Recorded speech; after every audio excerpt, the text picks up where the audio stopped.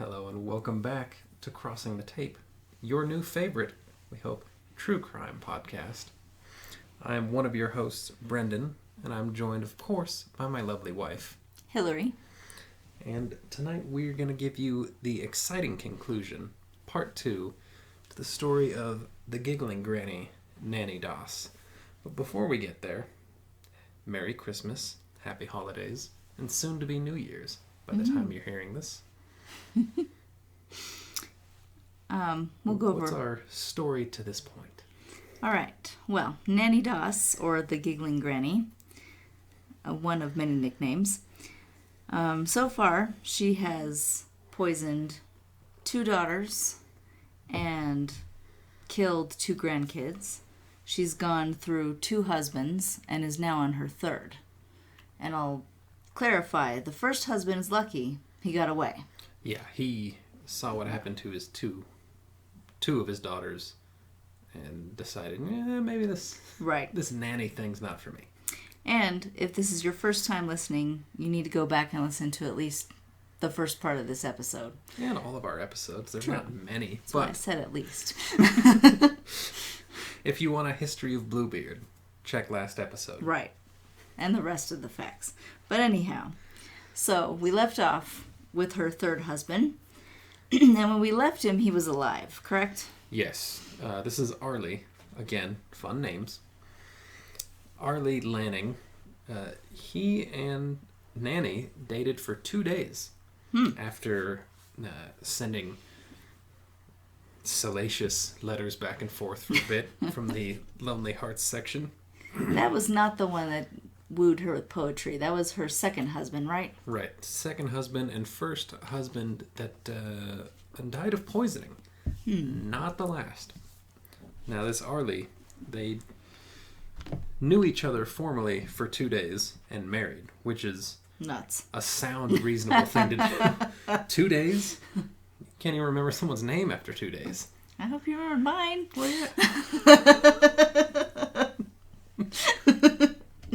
Middle name took me 3 days. Okay. Well, so Nannie hadn't wasted much time getting back into the Lonely Hearts and found herself a gentleman from North Carolina by the name of Arlie Lanning. 2 days later, she was Mrs. Lanning. And unfortunately for Arlie, his alcoholism and love for ladies of the night kind of upset Nannie, who we know she's got a kind of a short fuse. Well, that'd be upsetting. I'd have a short fuse at that point. Yeah. But you'd be more like explosively mad. Nannie's kind of quietly angry. I'm Sicilian. It comes out. Yeah. You'd throw a pizza at me or Sicilian things. Yeah. Nannie, though, she's real quiet. She takes it all in stride, but she has a plan in her back pocket. Is that what Sicilians do? You hit somebody with a pizza, prove a point? I don't know. No, you just hit somebody. No, I never got that mad. But I do have the red hair, so. Somebody calls a friend, people go missing. That's not. We can't talk about these things. Anyhow, So, Arlie. So in 1952, Mr. Lanning, he had his final breakfast thanks to his darling Nannie. Why don't you tell us what happened to good old Arlie? Well, it was thought that he died naturally. Yes. Was it a cardiac event? I believe it was a cardiac event related to his alcoholism. Right. That was what they thought. She's got a thing for alcoholics, doesn't she? Probably has to go back to her childhood. Yeah.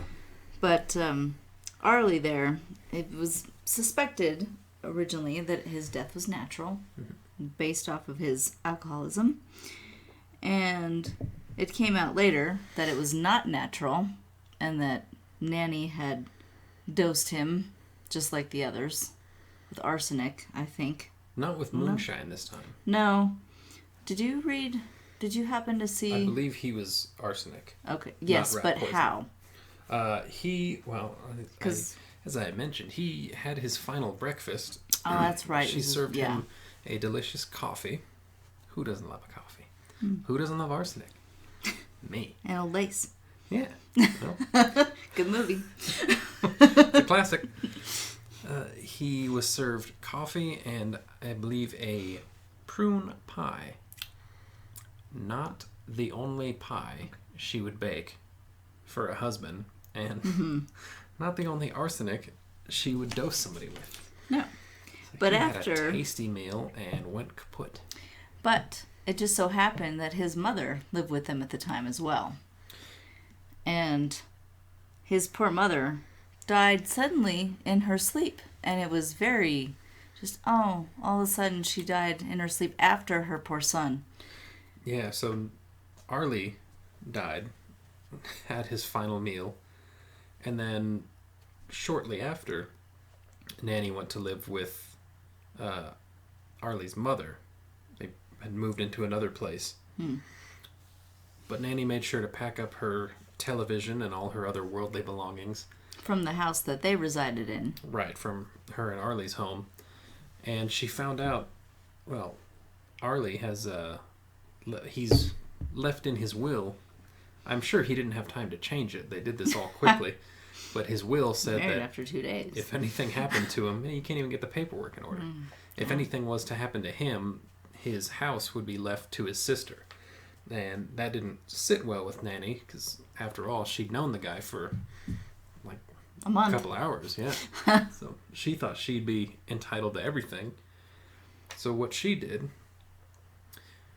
well, we can't say she did, but oddly, once all of her things were removed from the house burned down. Interesting. Yeah, isn't that weird? It is strange. Very strange timing. So, nothing left for Arlie's sister. And then... And then Arlie's mother passed away in her sleep. Ugh. And the only other person around was Nannie, but that's surely coincidence, just like all the rest. Yeah, just purely coincidental. But then the insurance money, that was quite interesting too. Yeah, Nannie waited, well, Arlie's mother waited to pass away peacefully in her sleep until a check came in the mail. Do you have the details of that check?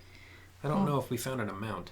I don't think we found an amount, but the check originally was supposed to go to Arlie's sister. Right. It because was the home insurance. Right. It was the house insurance, the will bequeathed everything to her. Right. So if something happened to the house, she would at least get the insurance. She would get the insurance. But Nannie intercepted somehow, got the insurance check, and illegally cashed it and got it. So Arlie's sister got nothing. Yeah. And, well, she got a couple of funerals and a pile of ash. Yeah. Nannie, she still had her television and now a pocket full of cash. And so, what's a lady to do? She moves back to Alabama, and her timing was perfect because she had a sister named Dovey who was ill and bedridden, and she needed someone to take care of her. Right. And so naturally, Nannie, being her name Nannie, was going to take care of her. Not long after Nannie moved in with Dovey back in Alabama, she ended up dead. Surely. She turned for the worse. Quickly, stomach pains and... It must be a family thing. Must be. Surely. Her own 2 children. And now everyone who eats her pie or drinks moonshine that she's gotten her hands on. They die. So Dovey's passed. No insurance money there. No. Nothing that I saw. But Nannie she still needed a husband. Because he's out there. Her guy. When did Nannie's mom die, though? Well, in just a moment. Nannie joined a male correspondence dating service. So she's graduated from just the papers. And she's in an actual service. And she met a gentleman. I wonder how much that cost back then. Like, what was that? I think I saw it. I actually saw the amount. She paid like $9 to join, which that's a lot back then. Considerable back then. It was like $5 or $9. And I don't know if that's monthly or like, you're in now. Now you're in the club. That's a lot. Yeah. She joined the Diamond Hearts dating service and met a man named Richard Morton. Now, if you're spending a few bucks a month in those days for a dating service, you have to have money. Yeah, you're well off. That's a good sign. You only meet the upper crust in this thing. You'd hope. Yeah. Well, he would. So they married. Her and Nannie and Richard Morton, they married in 1952. Mm-hmm. And for once, she'd married a guy who wasn't an alcoholic. He didn't have troubles with the ladies. Everything's perfect. Mm-hmm. And then in 1953, Nannie's father passed away, and her mother Louisa moved in with her and Richard. And it seems that just as anybody who's close to Nannie and moves in, they don't last very long. Right. Just days after moving in, Louisa started having these weird stomach pains. Just like everybody else. Well, not everybody. There were those two kids who were asphyxiated or stuck to death. But elsewise, everybody has stomach pains when they get close to Nannie, and then they're gone within a day or two. And that was the case for Louisa. After moving in, 2 days later, stomach pains and death. Mm-hmm. And then not long after Louisa's death, the Reaper came knocking again. For Richard Morton in 1953. And the lovely Nannie gave him some coffee that was spiked with arsenic. It was in a thermos, right? Yeah. Like she was sending him off to work? Yeah. Here you go, dear. Here you go. Here's your coffee. Off you go. Something extra. But it wasn't Bailey's this time. No. This was not an Irish cream. And so just months after Morton's death, with a $1,500 life insurance payout in hand, which, again, 1950s, $1,500. It's quite a bit. Pretty penny. I mean, that's a decent amount now. Won't get you as far, but... I mean, you shouldn't kill for $1,500. You shouldn't kill, period. Or the 1950s equivalent. But... no killing. No. Not for money, not for anything. Not for anything. With that life insurance money in hand, Nannie found her next true love in a nice fella from Tulsa, Oklahoma, by the name of Samuel Doss, who, of course, she would keep his last name, which should indicate to you we're drawing to the close of the evil Nannie. Right. And Samuel, like Richard, didn't have a sordid past or sordid habits. He was a good man. He was a minister, right? I think so. Mm-hmm. So, he was a good man. Not a boozer. Nope. And, of course, for some reason, Nannie still wasn't satisfied. Well, I've got a bit of a reason. Oh. Maybe I didn't see that one. Interject now. Okay, here it comes. Before I get to the rest. He wasn't into the ladies or anything like that. He's a minister. Right. A proper houseman. But he only permitted educational television and reading in the house. What's which wrong meant with that? well, Nannie, despite her several she marriages, liked her steamy novels. Yeah, she loved her romance stories, and he said that's not happening in this home, and he wouldn't allow her to enjoy that I did not know. Her naughty habit of reading these dirty books. You know, the ones with Fabio on the cover. See, if you told me all I could read was something educational, that's not a punishment. That's because I'm the ultra nerd. I have to stop you. Right. I get in trouble for reading. I have to get you to read the funnies from the newspaper on Lighten Sundays. Up. And so Nannie couldn't read her romance novels, and that was enough for her to bake another pie. Oh. Yes. A prune cake this time, I think. Mm-hmm. And this was the experiment, right? Like, she experimented with the cake. This was kind of where she figured out, well, she'd already killed one with a pie, but this kind of proved that there's no better way to hide arsenic than with prune. So she tried and baked a prune cake, and apparently it sent Samuel to the hospital, and he was very ill, However, he survived. Resilient man. So, from there, she thought, well, the cake didn't do it, so I need to go back to the coffee, like I did for Morton. And she ended up, he came home from the hospital. After like 2 weeks in the hospital with excruciating stomach pain. Yeah. Came home, she handed him, here, dear, here's some coffee. Welcome home. And then that was it. Yeah, he died that night after having a big swig of that coffee. You know, we didn't come across where she got the arsenic, did we? I mean, I know apothecaries carried some of that. No, but it was somewhat common. I mean, like, you can still buy, like, lye now.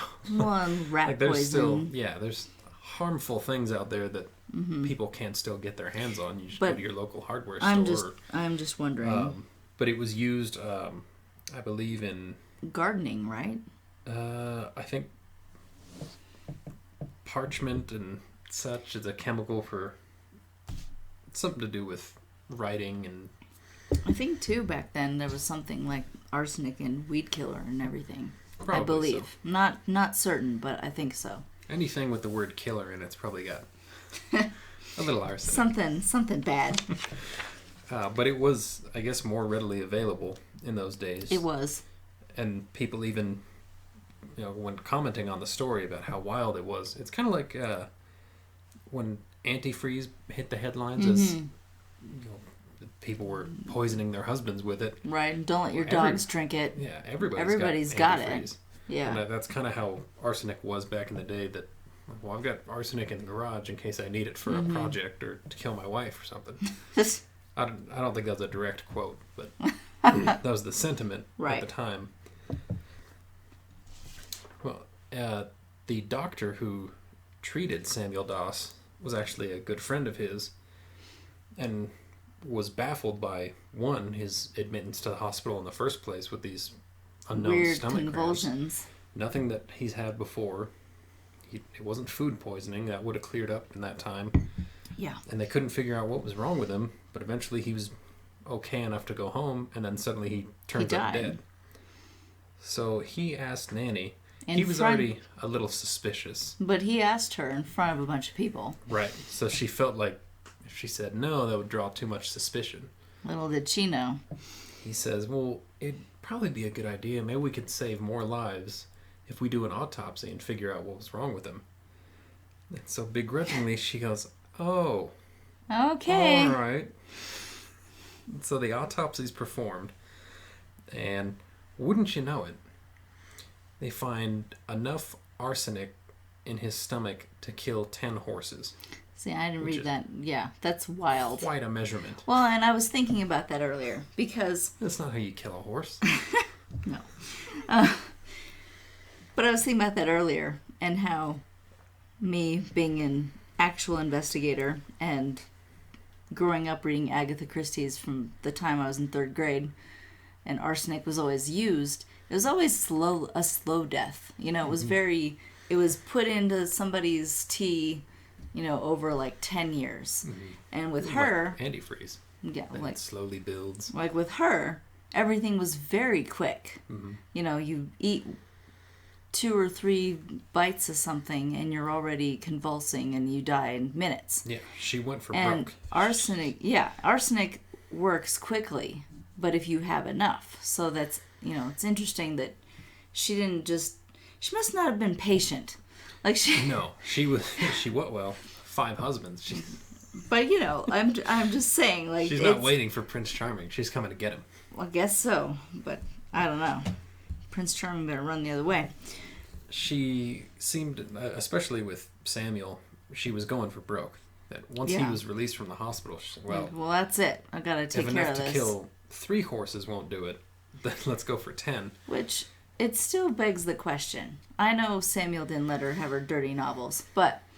That's enough to That's enough to throw away a decent husband? I don't understand. And she's gotten away with so much at this point. Nobody has any idea she's killed. But that's when they mess up. Right. That's when they mess up, is they've gotten away with so much. They've got the ego now. They think they're invincible. They're untouchable. And that's when they screw up. Yeah, and that's probably since she had gotten away with it. She decided anything that I don't like is getting the arsenic. Right. So her ego takes over at this point. She's killed daughters, grandchildren, sisters, mothers, Alleged. mother-in-laws, husbands. And so he says, no more of those naughty books. Oh, okay. All right, I'll put them over here by the trash. You can take them out in the morning if you're still alive. Right. So. It was her way or the arsenic way. Well, but bitter in the end. Yeah. And I think her method using the pie and then the coffee,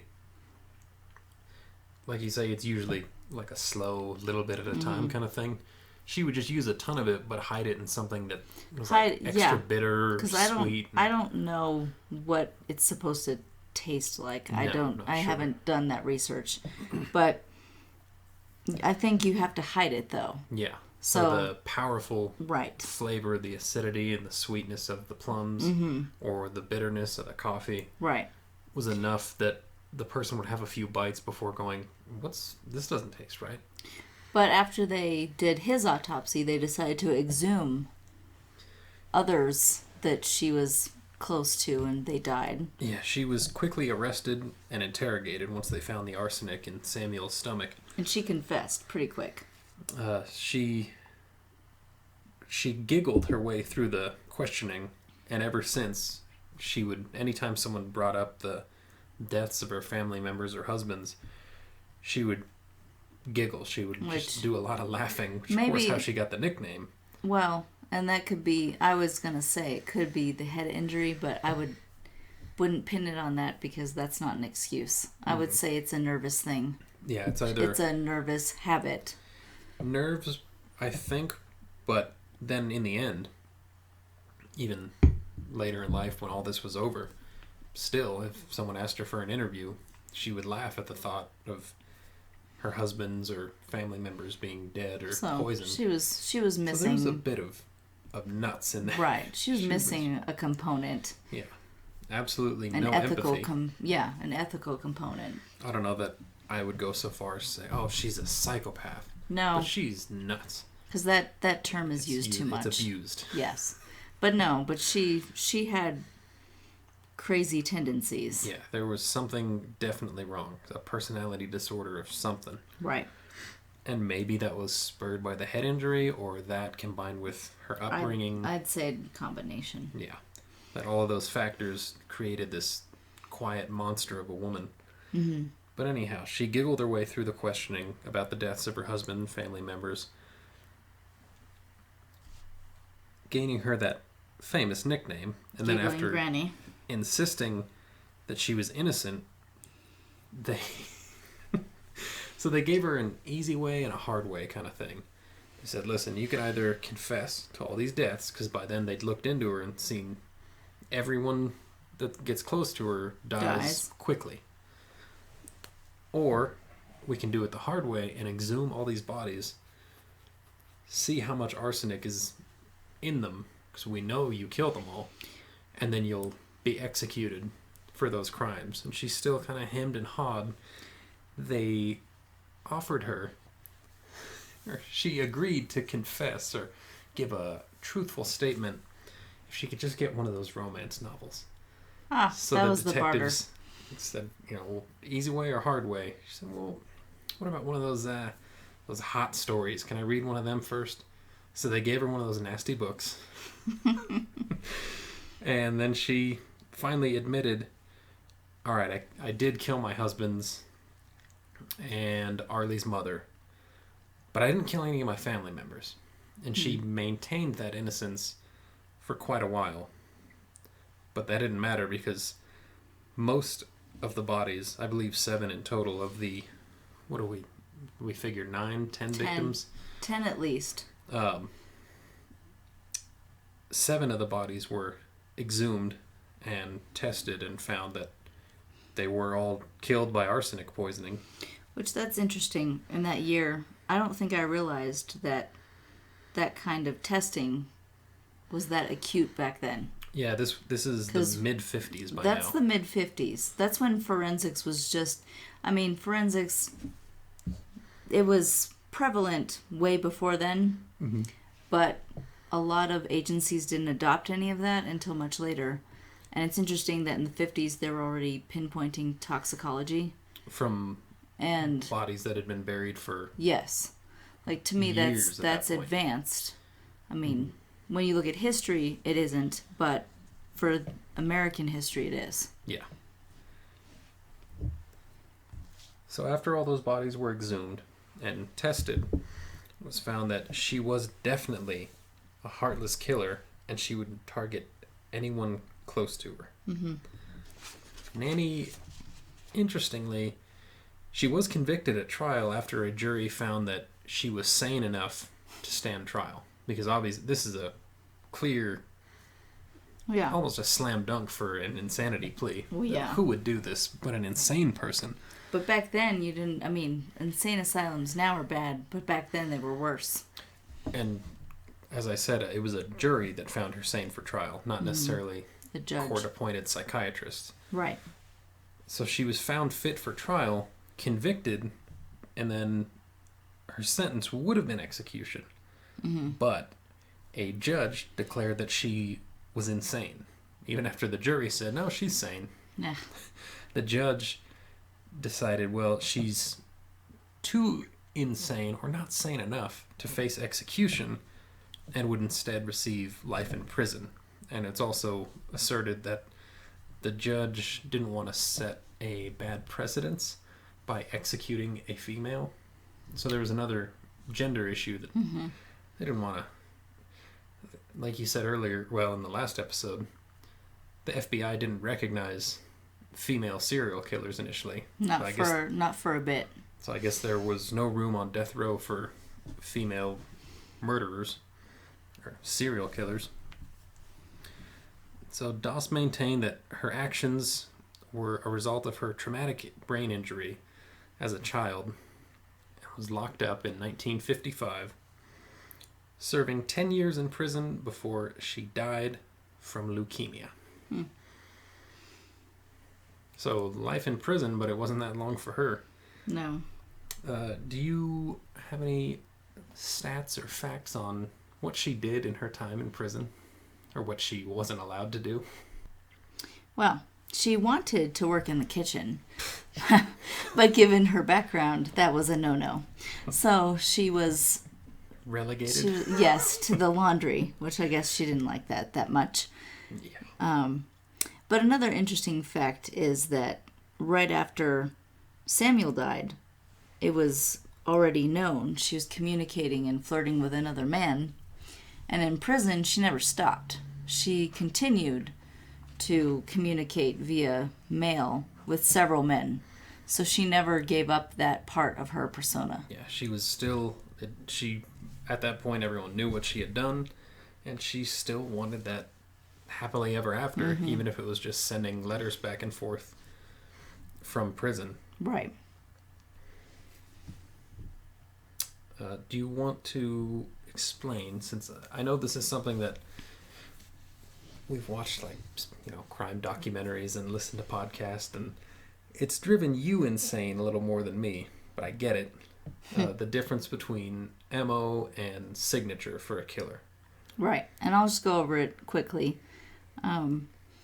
MO refers to something that's necessary to a kill, and signature is something added. So, for Nannie Doss, her MO was poison, I would say, because majority of her victims were poisoned. Yeah, she's not afraid to kill, but generally it's going to be arsenic or rat poison. But she didn't have a signature. Now, a signature, for example, would be if a killer is a strangler and they strangle every single victim and then they leave a flower on their body. Well, the flower has nothing to do with the act of murder, so the flower would be the signature. The strangulation would be the MO. Right. So with Nannie, she did not have a signature. She just had an MO. And as you mentioned, pretty clear MO. Right. And as you mentioned, there's several documentaries and everything out there that convolute that concept a little bit. So I just want to make it clear that it is not a signature that she poisoned these people. It is an MO. Right. So the next time, yeah, the signature is not, well, she makes pies that kill. No, because she didn't do that for every death, and I would say there's no signature here. Yeah. So the next time you're watching a documentary or listening to a podcast that isn't this one, and you hear someone say, well, the killer's signature was that he shot all of his victims in their sleep. That's not a signature. That's not a signature. Please write those people angry letters on our behalf. No, don't. Don't name us, but for us, because we can't get to all of them ourselves. We're buried in paper. Just take notes that that's not a signature, and that, you know, there's a difference. Yes. So in total, we've got 10 victims, most by poison.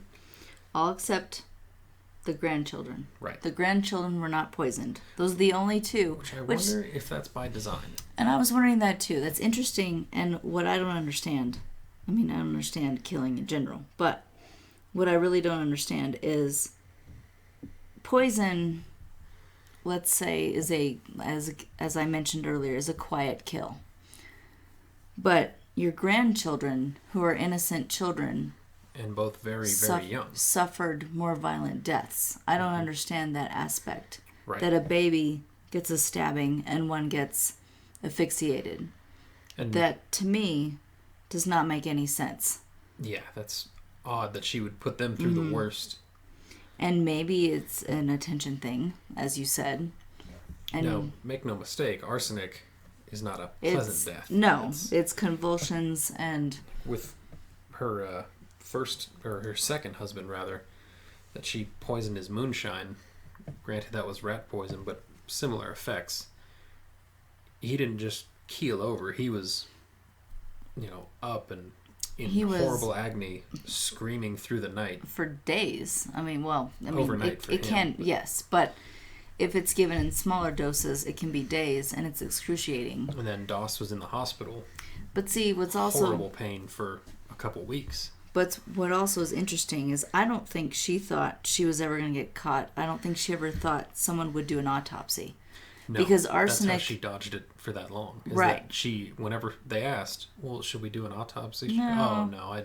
That would be too difficult. And then right. she would have a funeral with all her friends there. Because arsenic in particular is very traceable. Yeah.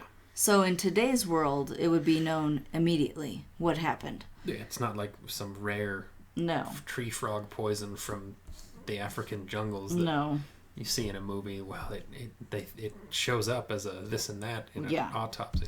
No, it's clearly arsenic. It's very clear. So she obviously did not think. And see, then autopsies, I think, weren't as prevalent as they are now. Mm-hmm. I know it still goes state by state. Yes. But most of the case by case. But most of the time, at least in our state, which we'll not name, autopsies are done for almost every death, no matter what. It's very rare, unless they're an elderly person and it's known that it's natural, then almost every single death investigation is sent to the coroner. Yes. But especially back then, that wasn't so much the case. Mm-hmm. And even today, it's not in every case. Now, if it's suspicious, yes. So, I don't think she planned on getting caught. No. She probably thought she was going to get away with it forever, but it was just that one doctor that said, you know what, I don't trust this lady. So, kudos to him. Yeah, good on him. He unraveled this whole thing. He said, I don't trust her. And I'm going to ask her if we can do an autopsy on Samuel. But he made sure she was in front of other people so she'd feel that peer pressure. So for once, peer pressure did something good. No. It stopped a killer. Because she would have kept going. Oh, She's still trying in those Lonely Hearts things, but it's hard to get those visits in prison. Right. And she got a little more fast and furious with her killings, to me. Some of the husbands were abusive or adulterous. This guy said, I don't want those books in my house. And she said, well, that's it for you. Mm-hmm. So it was getting to the point that anything she didn't like, anything that was a no, was it. I don't feel like going to church today. I'm going to stay in bed. Oh, well, if you're not going to take me out to, then that's it. Poison. Right. Poison for you. I think that wraps the giggling granny, Nannie Doss. But why don't we, for just a second, let's wildly speculate. Jealousy? Yeah. I think jealousy is a big thing. Attention, I think, is a big part of it. Mm-hmm. Anytime there was a mother or a mother-in-law that seemed to set her off too, that she didn't like other people around. She had to be the center of attention. And it was probably, too, because in her childhood, that was not permitted. Right, that the repression, that no makeup. No makeup, conservative dressing. You can't have attention from men. And then being victimized by men. Right.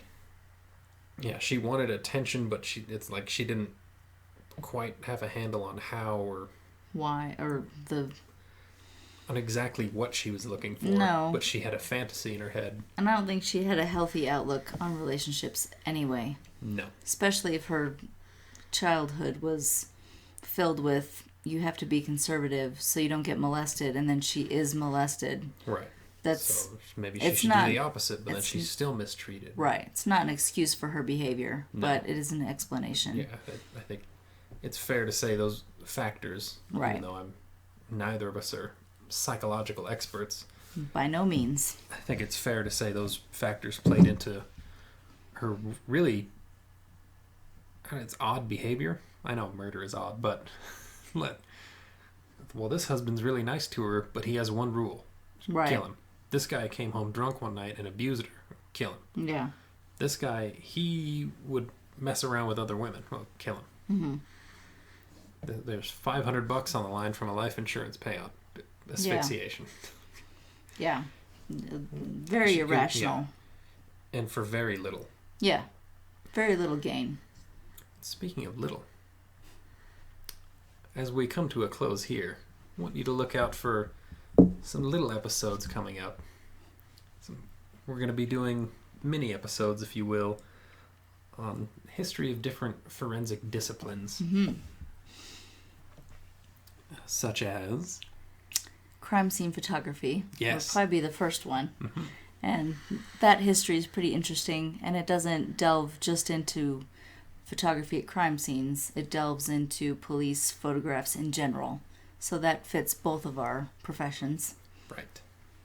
So we'll release those here and there, starting in the coming weeks, just to give those curious, maybe that don't work in this field, what exactly the purpose of some of these things are, aside from the obvious on the surface. Well, fingerprints identify things, but we'll go a bit deeper than that and give you a rudimentary education. True. And with that, signing off. I'm Hillary. I'm Brendan. Stay safe.